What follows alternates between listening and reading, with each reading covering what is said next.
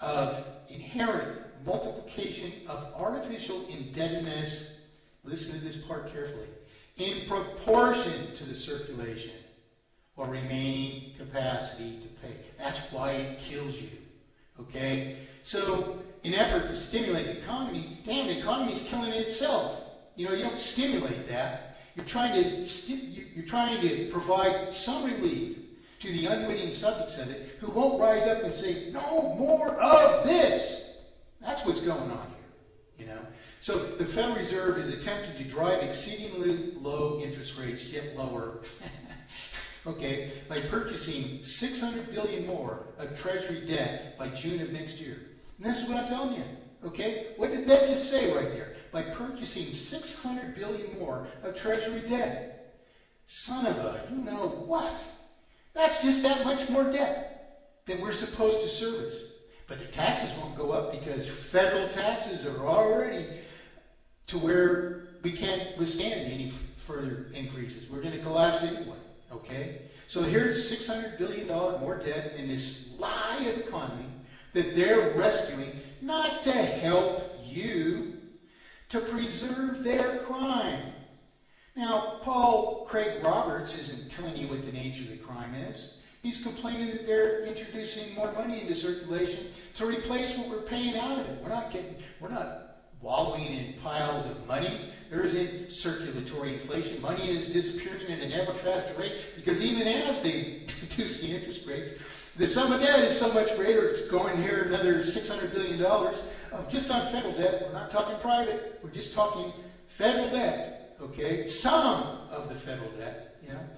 My God, I mean, wake up, you know. If you don't stand against this, and these people are telling you, you need to pay this too. You've already paid all this stuff many, many times over. This $600 billion is to replenish what you're paying out on interest on principal that you've already paid, which was converted into further principal by interest by federal overspending and under-taxation and all the other irregularities that have to go along with this obfuscation of the currency, the initial crime, the primary crime against us. That's just the first sentence.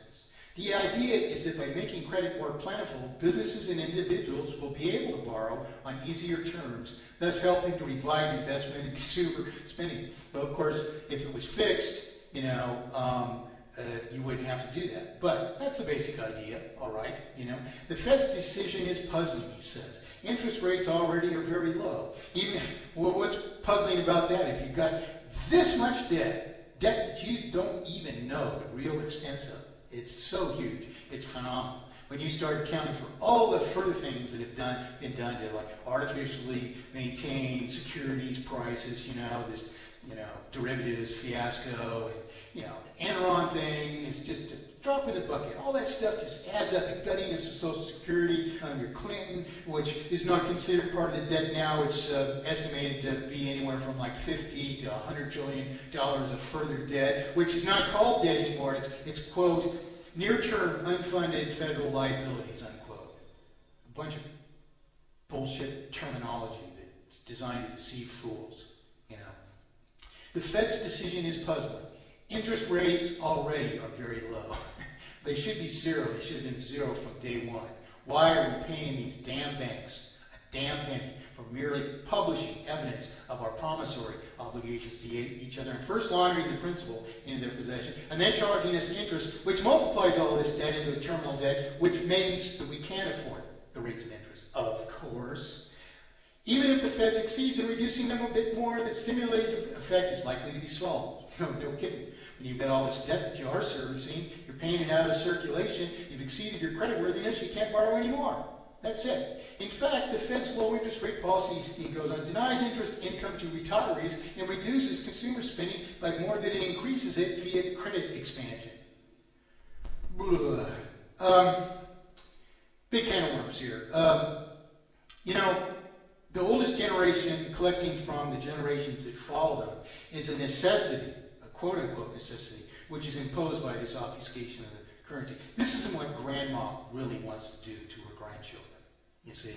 This is how they learned how after emerging from a Great Depression, that they might protect their earnings by quote-unquote investment. But they're not even investing. You know, investment only occurs when there's an initial public offering. You know, investment is what we call investment is huge lie itself. We're just gambling on ownership of things which cost corporations forever and ever and ever and ever, making everything expensive because this income, if any, has to be, you know, maintained by profits in the corporations. And then when the stock falls, when the curtain's falling on this whole lie of pretended economy, what's going on? The Fed's buying securities. Here, another $600 billion. Keep it looking like it's going to float for a while. Well, in truth, that money has to come into circulation. And good Lord, that's a huge amount of the present circulation that's just being reintroduced in a few months above what we, the people, can afford to borrow back into circulation so that we, the subjects of all this, could maintain a vital circulation. I'm sorry, people. That's a sign of the end of this whole thing, you see. And that's what you've got to understand, is that, you know, I mean, this whole thing is stupid. We're enriching all these people more than they can even be enriching because it's a prescription for ever-escalating theft that eventually can't be met by the people that are being stolen from. They lose everything. And grandma's going to lose then too. So we have to think about what would, you know, establish the, you know, the right things here. Anyway, try and move on here. In all likelihood, the Fed's purchases will be offset in whole or part by reductions in purchases by other parties. The interest rate on the U.S. Treasuries is already too low to compensate for the potential rise in inflation and decline in what inflation? Price inflation or circulatory inflation, Paul? You know, let's start using terms that mean what they say. You know, we've got to interpret that, and it can't be one, it may be the other that you're talking about, but then to determine the validity of it, we have to read the rest of this and analyze it. So, sorry, you know, you're showing that you're not thinking about what you have to think about if you're going to write an article that tells us something. The U.S. is a heavily indebted country. No kidding. With financing needs for massive deficits, debt monetization with its inflationary implications might be the only way for the U.S. government to cover its red ink. Well, you say that because you don't understand this. It's not debt that we're monetizing when a debtor issues a promissory obligation. In truth, for the benefit of the real creditor that produced the property, we're monetizing the transaction for a market that could never afford it otherwise. It isn't debt that we're monetizing, it's production, okay? And since it's not paid for, it results in a debt. Okay? Now, no one has figured out how to create a genuine money that truly tokenizes property, which is immutable, and exists without any obligation at all. If that could happen, as I was telling Patty, you know, Walk Turtle last night, you know, if money wasn't an obligation, it could become anything. I can make it anything. It's manipulatable, which is the worst thing that can happen to money because in order for no offense to be, or injustice to be inflicted against anyone, it has to be an immutable token. There is an obligation. And there's just no way to create money without an obligation. These people who have been lying to you that, oh, we can spend it into circulation. No. That's inflationary because relative to the property that you're spending it into circulation for, there has to be an obligation to pay it out of circulation, likewise, or it's inflationary, you see. And they're promoting this as if it were benefit, where in fact, if we go back to our parable of the perfect economy, if we spend the money into circulation for the bridge, and that's going to fund the increased production of these 2 mills on each side of the river, what's the problem? Then the factories that need to be built or the market that needs to buy the increased production of the factories cannot borrow that into circulation. They don't have it, you see. So we can't fund other things. All you're doing here is monetizing production, and you're doing it with an obligation that equates to paying for it. You could already have the money, but the fact that you put the money into circulation funds all the other things that have to happen. The fact that you're obligated to pay it out of circulation ensures that you're going to pay just that for it. You're committed to it. And that's that. So, anyway, debt monetization with its inflationary implications might be the only way for the U.S. government to cover its red ink. Well, it's not really what's going on. You know, the federal government can't afford to tax us for all the things that we provide through it and have been paid for, you know. And we paid for most of those things many times over because they were funded by debt subject to interest. We paid the principal off many times over, you know. And so the real issue here is the reason that we need federal overspending is that we're paying money out of circulation so fast. We've exceeded our creditworthiness. That's the end. That's the signal of the end right there. Can we borrow more money into circulation? Even at 0% interest, we can't afford to pay more principal on further debt, you see. And so this is the only thing that's left, pretty much, that can reflate the circulation of what we're paying out of it, you see. So that's why we have federal overspending.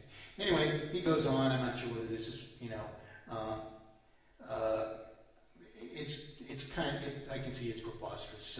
You know, he says, indeed, the Fed's explanation of its bond purchases as a stimulated policy might be to cover for what is in reality a policy of financing the federal budget deficit with newly created money. Well, of course they have to create more money. They have to create, because more and more and more this is happening. That money didn't exist before, you know, but this is why it has to be created, because of this perpetual escalation of artificial indebtedness into terminal failure, you know. And you quit creating the new money as long as you don't rectify the obfuscation of the currency, and you have deflation, and you fail under deflation. You continue to print it, doesn't matter, you'll have the deflation anyway, which is really our problem. You can't have it either way, because both will result in deflation. If we serviced all this debt, you know, it's out of circulation. If we, don't continue to create further money and artificially spend it into circulation, we have this deflation. So they're just trying to keep a circulation there. We're not awash money. Jobs are still going away. We're losing our houses at an incredible clip, and the world is going to hell in a handbag.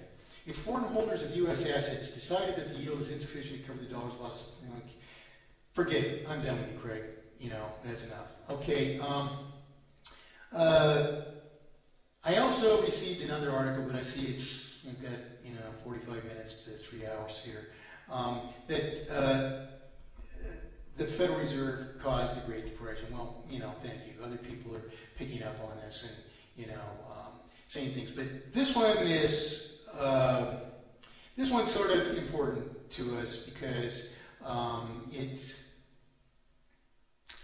well, I'll explain as it goes along. It's propaganda, and this propaganda that you hope to believe is that they know what to do, and they're going to solve this by preserving the system. So let's just read this through and see how it goes. This is a WorldNet Daily article, evidently, that was by David Kupelian.